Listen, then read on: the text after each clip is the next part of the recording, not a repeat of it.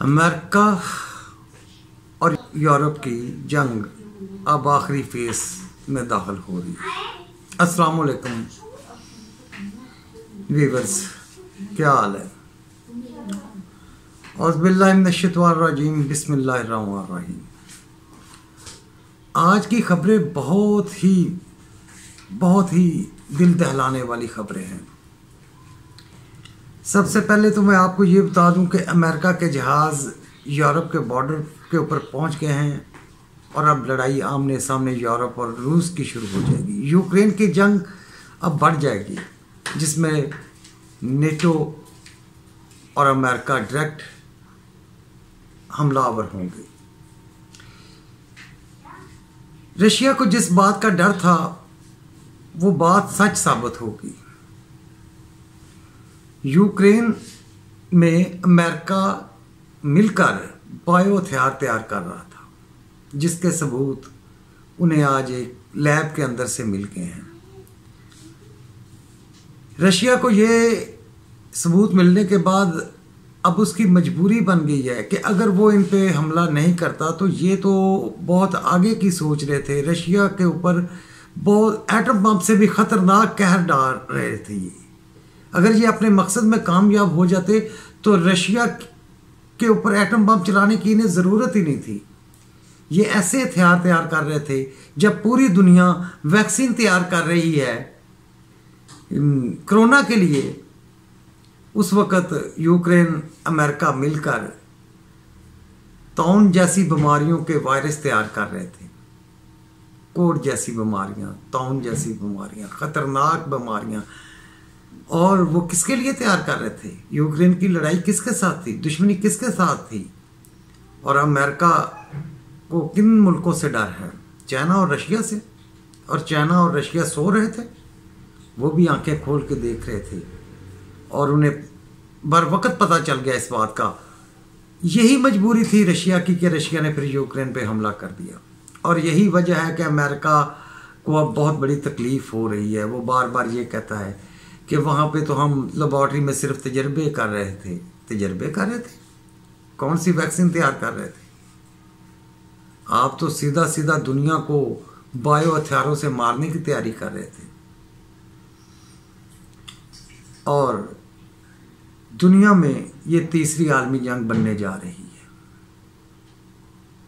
जिस तरह के इक़दाम उठाए जा रहे हैं, इसराइल पहले रशिया के में आता है, वहाँ पे मीटिंग करता है, फिर जर्मनी चले जाता है, वहाँ के सदर से जाके बात करता है। और हर वक्त राब्ते में हैं ये लोग। और उधर पूरी दुनिया से क्रिमिनल इकट्ठे करके यूक्रेन में भेजे जा रहे हैं प्राइवेट कंपनियों के, रशिया के साथ लड़ने के लिए। यूक्रेन की फौज के पास तो इतना असला ही नहीं था जो असला अब वहाँ चल रहा है। जो हथियार रशिया के खिलाफ इस्तेमाल हो रहे हैं, यूक्रेन के पास तो ये थे ही नहीं। आखिर ये कौन दे रहा है? यूरोप अगर चाहता तो ये जंग टाल सकता था सच बोलकर। अमेरिका कभी सच नहीं बोलेगा और ये जंग टलेगी नहीं। अमेरिका दूसरे ममालिक को कहता है, तुर्की को कहता है कि जंग रुकवाओ, पाकिस्तान को कहता है दूसरे लेकिन खुद क्या कर रहा है? जंग रुकवा नहीं रहा, जंग को बढ़ा रहा है।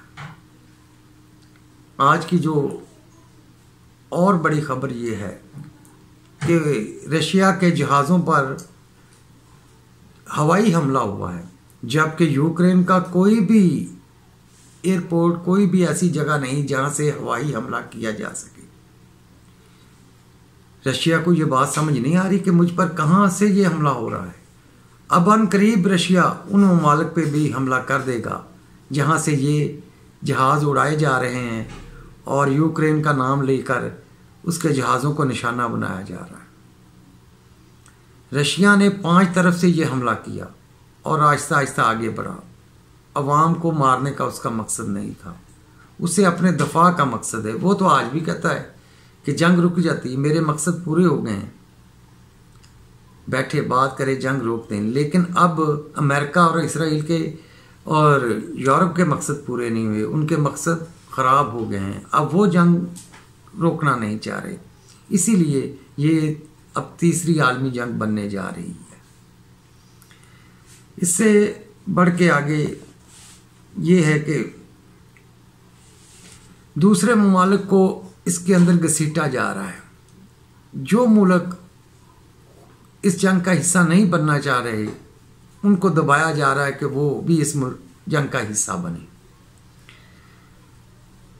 इसी दौरान चाइना ने भी अपनी तैयारी कर ली है कि वो ताइवान पे हमला कर दे, क्योंकि यही काम ताइवान में भी किया जा रहा होगा और उन्हें पूरा यकीन है कि अगर यूक्रेन में हमारे ख़िलाफ़ ये साजिश हो रही थी तो ताइवान में भी यही साजिश अमेरिका कर रहा होगा। चाइना और रशिया के ख़िलाफ़ अमेरिका की ये आखिरी जंग होगी। खुदा हाफिज़ बेटा। नई खबरों के साथ मैं कल फिर आपको बताऊंगा कि नया क्या हो रहा है। आज जंग का 12वां दिन है और ये अगले चंद दिन बहुत अहम हैं और ये फैसला कुन दिन होंगे। अगले चंद दिनों में फैसला इस जंग का हो जाएगा। खुदा हाफिज़ बेटा।